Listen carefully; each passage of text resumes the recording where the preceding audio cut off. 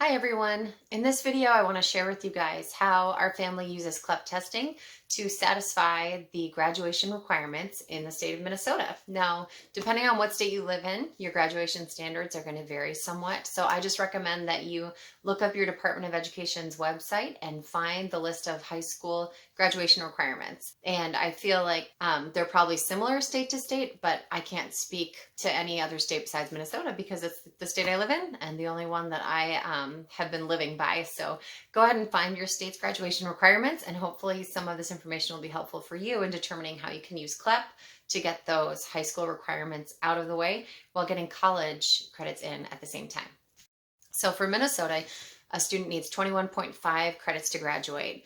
And those credits, a credit constitutes either a year of academic study or mastery of the subject. So something really wonderful about clep testing is that if your student can study, prep, and test, for example, the analyzing and interpreting literature clep, maybe it just takes them a few months of doing a deep dive into British literature and using websites like Modern States or some other curriculum, and you feel like after 3 months they're ready to take that test, then passing that test not only earns 3 credits of college work, but would also constitute a year or a full credit of English because they've shown that they've mastered the subject by passing that test. So that's how our family sets a standard of what is mastery. If they pass that clep test, they've mastered the subject and they can move on even if it hasn't taken them a full 9-month academic schedule to get it done. So in Minnesota, we need 21.5 credits to graduate from high school. Of those credits, 4 are language arts credits, 3 are math credits, 3 are science, 3.5 are social studies, 1 credit in the arts, and then 7 electives.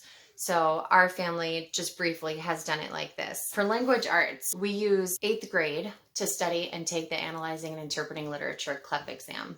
So that will count for 3 credits of college with many colleges, and also constitutes a full credit of language arts for the high school grad requirement. So first, analyzing and interpreting literature.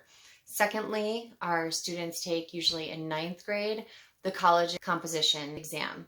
So that one is relatively simple to prepare and study for, especially if you have a child who likes English and grammar and mechanics and they're good at picking out errors in writing, then that's a great exam. Some schools award 3 credits for that and some schools award 6. So there again, there's an exam that counts for high school and also college, and taking that exam would count as your second language art credit for high school. At that point, your child could also go on and take either the American Literature clep exam or the British Literature clep exam. We haven't done either of those. Our kids have done child literature through post-secondary enrollment in Minnesota.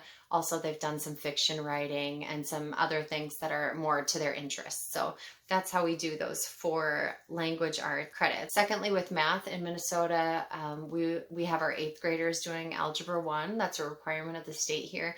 And then they're also required to take Province Stats, Geometry, and Algebra 2 before graduation. So we shoot to have our kids go ahead and do Algebra 1 in 8th grade, which counts for high school credit.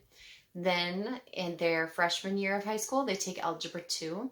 Following Algebra 2, they study and take the college algebra clep exam, which is a 3-credit clep exam and also satisfies that high school requirement for another year of math. Now we use Saxon math, and so between Algebra 2 and the advanced mathematics that they would start in 10th grade, they do get their geometry credit as well. And then my 11th grade son, he took a semester of Prob and Stats from a local university, and now he's taking a semester of pre-calculus as an 11th grader. So those 3 math credits are pretty easy to get in, especially if you start early. Moving on to 3 credits of science. And of the science credits in Minnesota, biology is required, and then they have an option between chemistry or physics or a career and technical education science credit. So for us, we start with a physical science in 8th grade, which counts just for high school. And then in 9th grade, they take biology.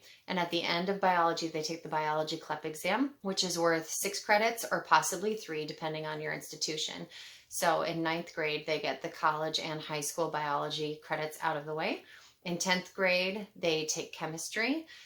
We have not clept chemistry. You certainly can if your student is interested in that. And then moving on in 11th grade, we go for taking physics with a lab through post-secondary enrollment. So we're keep in mind generally those clep exams for science don't include the lab component that many liberal arts schools will require with the sciences. So we get that through post-secondary in 11th grade. So biology, chemistry, and physics. That's how we've chosen to accomplish science. And then that physical science in 8th grade. Next, we have 3.5 credits of social studies. Now, social studies is interesting. In Minnesota, social studies has to include American history, world history, government and civics, economics, and geography. And so, so far we've done it this way between 7th, 8th, or 9th grade. We have students at all different levels.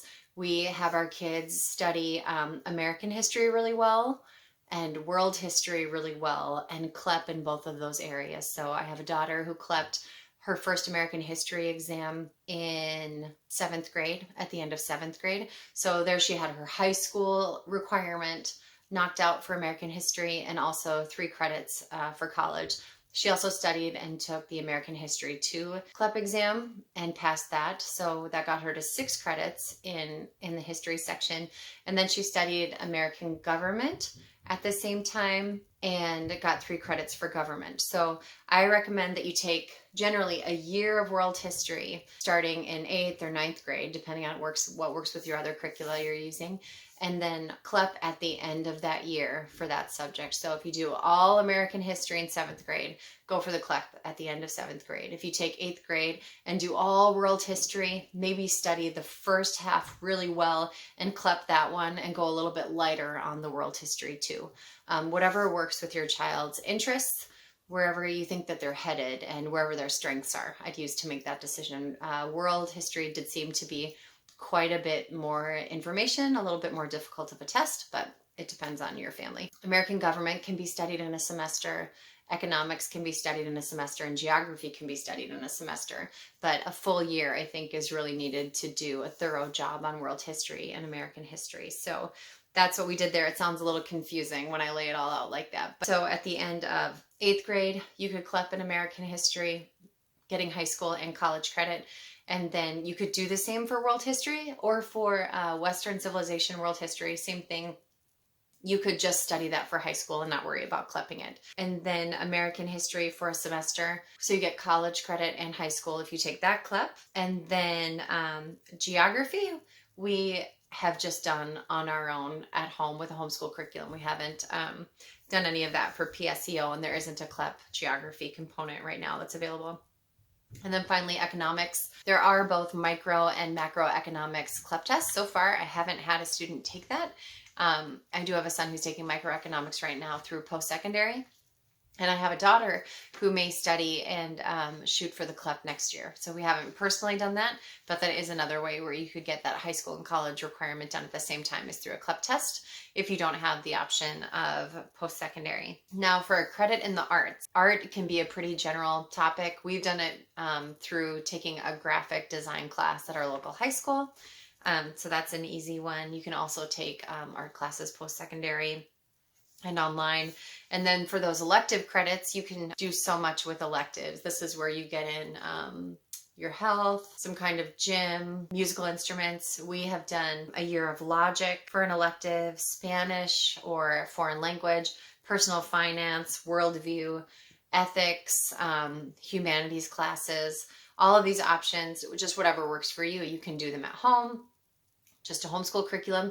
You can take them through a dual enrollment at a college, or you can look into additional clep tests, or you can do them through a local high school. We've done some classes that way too. So a lot of information there. Hopefully it makes sense to you. If you have any questions, put them in the comments, and we can break this down even further and talk about it more if you have any questions. So I hope that's helpful for you guys.